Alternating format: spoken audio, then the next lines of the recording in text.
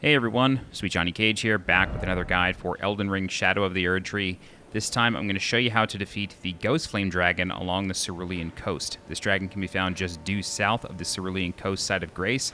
You really can't miss it as soon as you get to this region, and it's sort of near the map still as well, so you're going to run into it. Alright, for this particular Ghostflame Dragon, it's a bit of a nuisance fight, and what I mean by that is that there are adds throughout the graveyard, and while the dragon can kill those, they can still sort of harass you and deal damage and stun you, but the boss can also summon its own undead enemies throughout the fight. So, for that reason in particular, I highly recommend bringing a secondary weapon that has a holy infusion on it, something like Sacred Blade. And the reason for that is because if you were to kill an undead enemy that would normally resurrect, and you'd have to like kill the white ichor that comes out of them. If you were to instead kill that enemy with an enchanted weapon that has a holy enchant on it, such as Sacred Blade, then you won't have to do that second part. You'll just deal a lot of damage to it because it's weak to holy, but then you will also just kill it outright and it will not respawn. Now, the thing that I'll mention is that in my successful kill here that you're watching, that undead army never spawns, and I think it's because I managed to get the boss close to this cliff, and it really never adjusted and sort of figured out that it was supposed to do more attacks because it was constantly trying to get away from this cliff.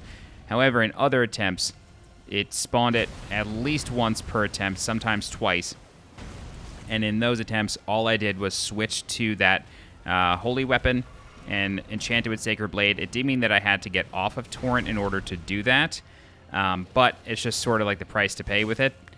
I still recommend doing it and maybe just like running away from the dragon to enchant your weapon.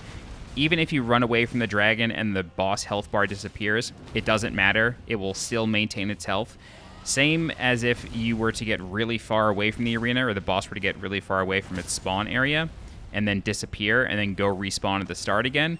It will maintain that that same health pool that it disappeared with. So you really don't have to worry about it, but make sure you have that holy weapon with you and then just use it whenever the army spawns, or just use it on the boss. I mean, the boss is undead, it's weak to holy.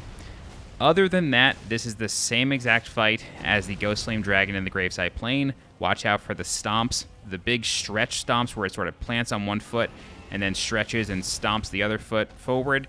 That one will have Ghostflame attached to it, so when you see it sort of rearing up for that, just go through the dragon's legs, get around it, and just move out of the way, wait for it to subside. It also has a Ghostflame Breath, but dragons in Shadow of the Erdtree tend to sort of do a sweeping breath, and what I mean by that is it will start in one direction, sway to the other side, and then sway back, so you have to run in the direction that it's starting in order to get around all that. As you see here, the dragon is kind of getting confused on these gravestones. It can never fully reset, and so it's never going to spawn that army for me. I don't know what I did to make it go in this direction. Maybe I was just fighting it facing in this direction sometimes, but I got pretty lucky here. I do acknowledge that, but again, that holy weapon should be enough for you. I'll let the rest of the fight play out. I don't really have any other tips for you aside from bring a holy weapon and be prepared to buff it with that holy infusion. Once the army spawns, run away. If you want to do that, give yourself some space, get away from the dragon, buff it, go back in. Yeah, that's pretty much it.